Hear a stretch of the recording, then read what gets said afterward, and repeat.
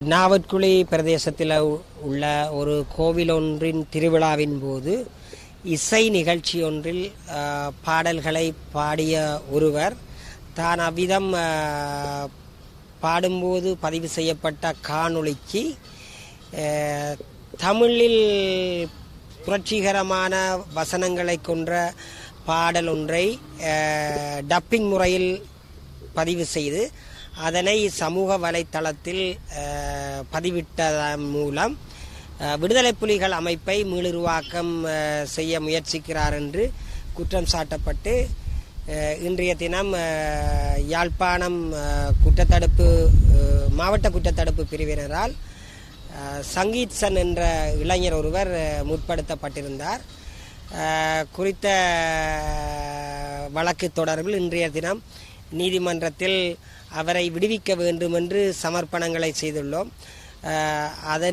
அந்த சமர்ப்பணத்தில் குறிப்பாக குறித்த வீடியோவில் பதிவாகியுள்ள அந்த தமிழ் புரட்சிகர கவிதையானது விடுதலை புலிகளை போற்றுவதாகவோ அல்லது விடுதலை புலிகள் என்ற அந்த வசனங்கூட இல்லாத அல்லது விடுதலை புலிகளுடைய சின்னங்கள் அல்லது இலட்சினைகள், விடுதலை புலிகளுடைய தலைவர் பிரபாகரனுடைய பெயர் அல்லது தடை செய்யப்பட்ட எந்த இயக்கத்தினுடைய பெயரையோ கொண்டிராத வசனங்களை உரிய ஒரு புரட்சிகர கவிதையாக இருந்ததென்றும், இப்படியாக வீரம் செறிந்த புரட்சிகரமான கவிதைகளை இயற்றுவது அல்லது அப்படியான கவிதை பாரம்பரியம் உள்ள ஒரு இனமாக நாங்கள் இருக்கின்றோம்.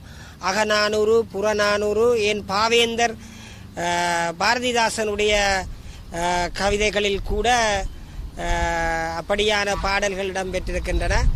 அப்படியான பழைய இலக்கியங்கள் எங்களுடைய பாடத்திட்டங்களிலும் பல்கலைக்கழகங்களிலும் கற்பிக்கப்படுகின்றன என்பதாக எல்லாம் என்னுடைய வாதத்தை முன்வைத்திருந்தேன்.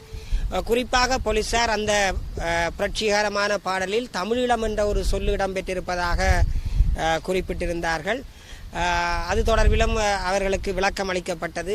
ஏற்கனவே தமிழீழ விடுதலை இயக்கம் என்ற பெயரில் இலங்கை தேர்தல் திணைக்களத்தில் பதிவு செய்யப்பட்ட ஒரு அரசியல் கட்சி இருக்கின்றது. அதே போல கடந்த காலங்களில் விடுதலை புலிகளின் மக்கள் முன்னணி என்ற பெயரில் அரசியல் கட்சி ஒன்று இருந்தது. இப்பொழுதும் தமிழ் மக்கள் விடுதலை புலிகள் என்ற பெயரில் அரசியல் கட்சி தேர்தல் திணைக்களத்தில் பதிவு செய்யப்பட்டுள்ளது.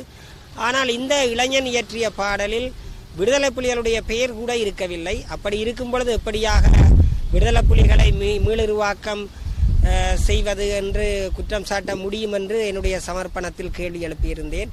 அந்த இளைஞர் பதிவேற்றம் செய்ததாக கூறப்படுகின்ற அந்த கவிதையில் 2 வீரமிக்க விலங்குகளை கூட அவர் குறிப்பிட்டு பாடியிருந்தார். ஒரு கட்டத்தில் அவர் தங்களை சிங்கம் என்று குறிப்பிட்டிருக்கிறார். இன்னும் ஒரு கட்டத்தில் வேங்கைகள் என்று குறிப்பிட்டிருக்கின்றார்.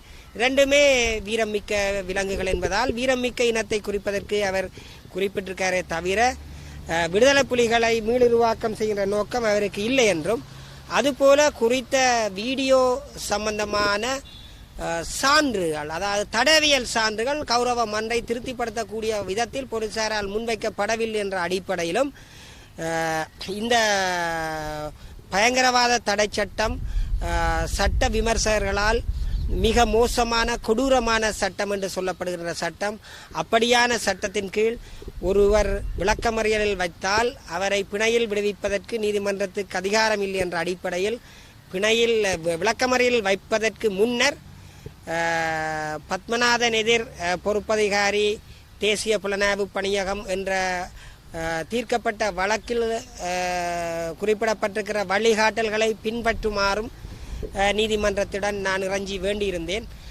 ஆயினும் குறித்த இளைஞர் இதுவரும் 17ஆம் தேதி வரை விளக்கமறியலில் வைக்கப்பட்டுள்ளார்.